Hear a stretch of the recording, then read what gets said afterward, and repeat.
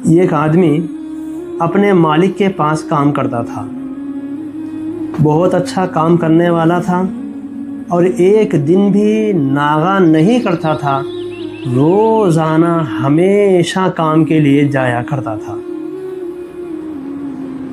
2 سال ہو گئے، 3 سال ہو گئے، مگر ایک بھی چھٹی نہیں لیا۔ ایک دن اچانک وہ ایک دن کام کے لیے نہیں گیا تو مالک نے سمجھا کہ شاید اس کو زیادہ تنخواہ کی ضرورت ہے، اسی وجہ سے آج کام کے لیے نہیں آیا، تو اسی وجہ سے اگلے مہینے میں اس کو 10,000 کی جگہ 11,000 دوں گا۔ جب مہینہ آیا تو 10,000 کی جگہ اس کی تنخواہ 10,000 تھی، اس کو 11,000 دے دیا۔ پھر وہ ایسے ہی کام کرتا رہا۔ پھر اگلے مہینے یا دوسرے مہینے میں پھر وہ آدمی ایک دن کام کو نہیں آیا۔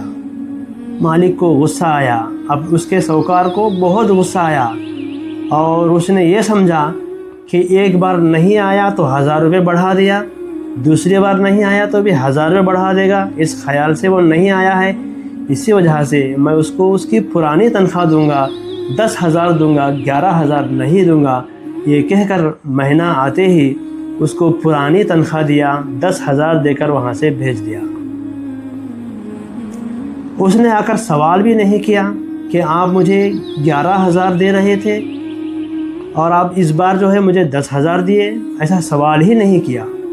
مالک تھا، تھوڑا بہت کچھ پریشان تو ہوتا ہی ہے، پریشان ہوا، پھر اس کو بلا کر کہنے لگا کہ میں 10,000 تجھے تنخواہ دے رہا تھا، 1,000 تنخواہ بڑھا کے دیا تو بھی تو خاموش تھا، پھر اس مہینے میں تجھے 1,000 روپے کم کر کے پرانی تنخواہ 10,000 دیا تو بھی تو خاموش ہے، کیا وجہ ہے؟ سمجھ میں مجھے کچھ نہیں آ رہا ہے، کچھ تو بولنا چاہیے تھا۔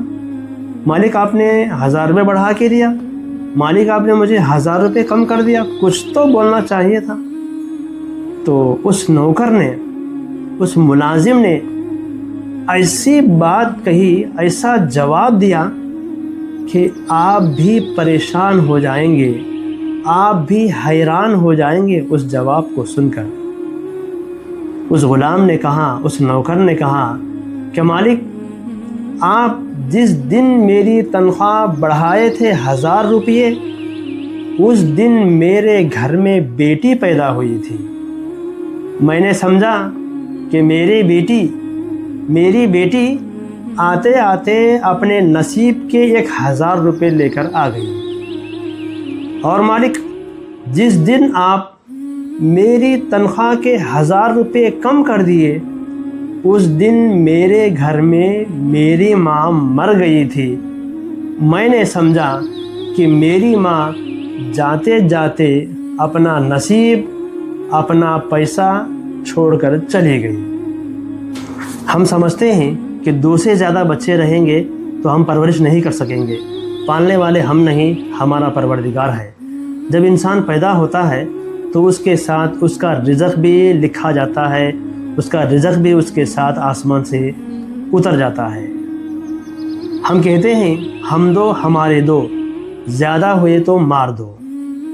اگر یہی خیال ہمارے ماں باپ ہمارے بارے میں کرتے تو شاید ہم آج اس دنیا میں نہ ہوتے، کیونکہ ہم میں سے بہت سارے لوگ ایسے ہیں جو اپنے ماں باپ کے تیسرے یا چوتھے یا 5ویں بیٹے ہیں۔ اگر ہمارے ماں باپ یہ خیال کرتے کہ ہم دو ہمارے دو تو شاید ہم اس دنیا میں نہیں رہتے۔ پالنے والا ہمارا پروردگار ہے، ہمارے ہاتھ میں کچھ بھی نہیں ہے، کیونکہ اللہ تبارک و تعالیٰ سورہ بنی اسرائیل آیت نمبر 30 پر 1 میں فرماتا ہے وَلَا تَقْتُلُوا أَوْلَادَكُمْ خَشْيَةَ إِمْلَاقٍ نَحْنُ نَرْزُقُهُمْ وَإِيَّاكُمْ إِنَّ قَتْلَهُمْ كَانَ خِطْئًا كَبِيرًا۔ وَلَا تَقْتُلُوا أَوْلَادَكُمْ خَشْيَةَ إِمْلَاقٍ، تم اپنی اولاد کو غریبی کے ڈر سے نہ مارو۔